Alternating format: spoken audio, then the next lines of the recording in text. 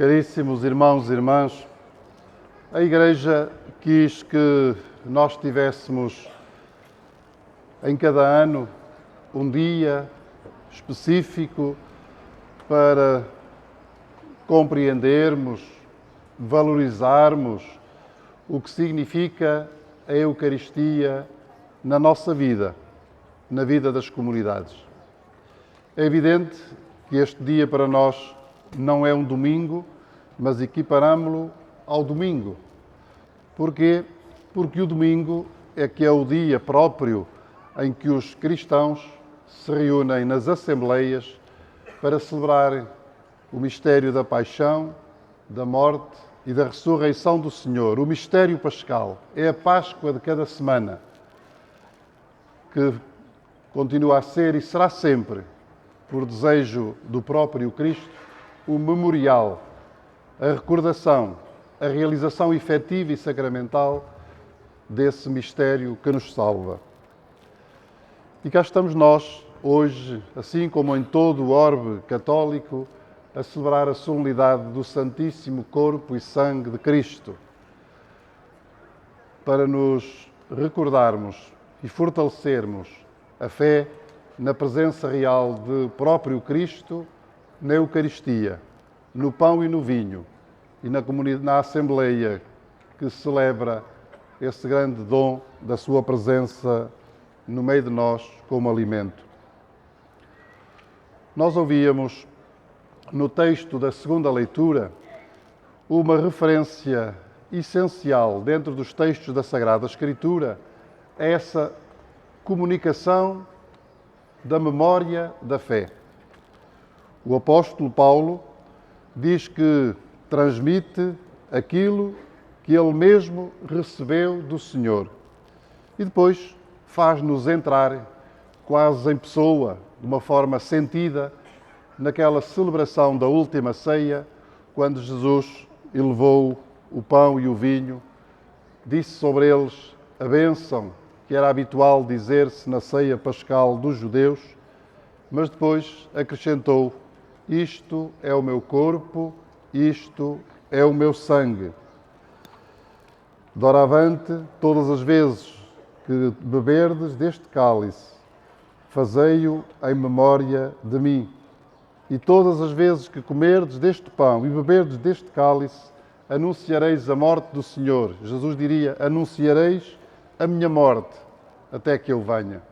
E esse é o tempo em que nós nos encontramos. É evidente que nós hoje, quando nos reunimos numa igreja, seja em cada uma das nossas paróquias, quando nos reunimos nas nossas capelas, ou quando nos reunimos aqui nesta praça frente à Igreja de Santa Cruz, podemos ter alguma dificuldade de nos transportarmos para aquele mesmo tempo, para aquele mesmo contexto e para aquela mesma sala, no andar de cima, como diz o Evangelho, alcatifada e pronta, onde Jesus celebrou a ceia com os seus discípulos. Mas é aí, exatamente, que tem as suas origens a celebração que continuamos a fazer ao longo de 20 séculos em lugares e contextos muito variados. Inicialmente, as pequeninas comunidades dos convertidos, daqueles que aceitaram Jesus como o Filho de Deus, morto e ressuscitado, como o Salvador do mundo. E depois, num alargamento cada vez maior, até que a fé cristã chegou aos 4 cantos do mundo e hoje a Eucaristia, o sacramento da paixão, da morte e da ressurreição do Senhor, o sacramento da sua Páscoa, é hoje celebrado em toda a terra, embora, como sabemos, em realidades crentes diferentes, consoante as latitudes em que a fé cristã pode ter as suas expressões. Mas precisamos,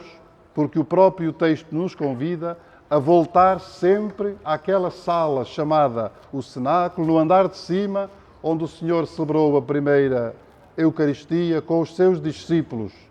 e a anunciar aquilo que havia de vir logo a seguir, a sua oferta sacerdotal. Aliás, a palavra sacerdote e sacerdócio era uma daquelas que mais ouvíamos durante os textos, a escuta dos textos da Sagrada Escritura. Jesus ali viveu de forma plena o seu sacerdócio, que havia de consumar-se na sua oferta sobre a cruz, oferecendo a sua vida na totalidade ao Pai, por amor a todos aqueles que o Pai criou e que Ele quis e quer salvar. Situamos-nos, portanto, neste tempo que vai entre aquela instituição da Eucaristia e o tempo que há de vir, os últimos tempos. Jesus falava do reino dos céus, do reino de Deus, já presente ali na terra, segundo o texto do Evangelho, mas que há de consumar-se quando todos nos encontrarmos com o mesmo Cristo, com Deus Trindade, na eternidade para a qual agora caminhamos, alimentados pelo pão e o vinho da Eucaristia, pelo corpo e o sangue do Senhor, que podemos continuar a celebrar como sacramento da sua presença viva, autêntica e real no meio de nós e a preencher todos os recantos da nossa existência. Podemos falar de duas importantes dimensões dessa presença e dessa força de amor de Cristo nas nossas existências. A primeira era aquela que referia o texto do Evangelho que preparava os acontecimentos que haviam de vir. Jesus, estando a pregar o reino de Deus, ao fim da tarde, viu que aquela multidão estava faminta. Esta fome, com certeza, tem o primeiro significado, que é a fome de pão, uma vez que nós somos também corpo, somos matéria e precisamos do alimento corporal. Mas aquela fome simbolizava também todas as outras fomes que tem o coração humano, as necessidades, os anseios, os desejos, que são também espirituais. Aquela fome simbolizava tudo aquilo pelo qual nós aspiramos, tudo aquilo de que nós precisamos. Portanto, tem um sentido, podemos dizer, material e tem um sentido, também podemos dizer, espiritual. E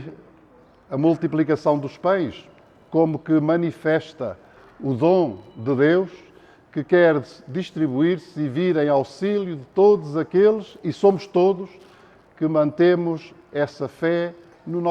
essa fome no nosso corpo. E ao mesmo tempo, fazendo o texto da segunda leitura, a alusão à instituição da Eucaristia, como que nos empurra para a segunda dimensão, que é aquela da salvação universal que Deus quis conceder aos seus filhos e de que todos nós somos igualmente necessitados, uma vez que não temos capacidade para nos salvarmos a nós próprios. Quem faz caminho na Igreja, como nós fazemos, a partir da fé, vai compreendendo melhor todos os dias como o pão que alimenta o nosso corpo é dom de Deus, é dom da sua bondade, que reparte de tal maneira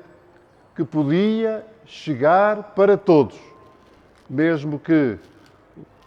a defeituosa distribuição e condivisão que nós fazemos origina a que nem sempre esse pão chegue igualmente para todos. Isso nunca corresponde à vontade amorosa de Deus, que quer que os seus bens que matam a fome do corpo cheguem precisamente a todos aqueles que Deus criou. E por outro lado, Ele concede-nos o pão e o vinho da Eucaristia, a sua própria presença no meio de nós, para matar a todos a fome do seu espírito, a sua ânsia de salvação, que não podemos, como foi dito, conquistar por nós próprios. A Eucaristia é este momento belo que nós precisamos de continuar a descobrir, fazendo sempre a ligação com aquele momento inaugural, estabelecendo sempre a ligação com a paixão, com a morte e da ressurreição do Senhor, olhando sempre para a nossa condição de homens e mulheres necessitados de matar a fome do corpo e a fome do espírito. Acima de tudo, necessitados da salvação que havemos de construir sobre esta terra, mas que é sempre um dom de Deus. Temos ainda, enquanto povo de Deus,